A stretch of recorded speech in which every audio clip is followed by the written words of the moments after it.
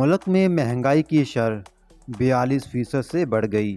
Twitter پر جاری اپنے ایک بیان میں اسد عمر نے کہا، امپورٹڈ حکومت نے مہنگائی کا ایسا طوفان برپا کیا ہے جس کی پاکستان کی تاریخ میں کوئی مثال نہیں ملتی۔ ہر ہفتے مہنگائی کا ریکارڈ قائم ہو رہا ہے۔ پچھلے ہفتے ضروری اشیاء کا افراط زر 42% سے بڑھ گیا۔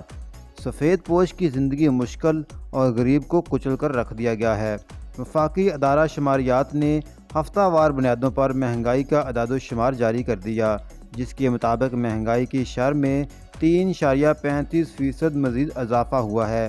حالیہ ہفتے کے دوران 25 اشیاء ضروریہ کی قیمتیں بڑھ گئیں۔ ٹماٹر، پیاز، آلو، دالیں، چکن، فی درجن انڈوں کی قیمت میں بھی اضافہ کر دیا گیا ہے۔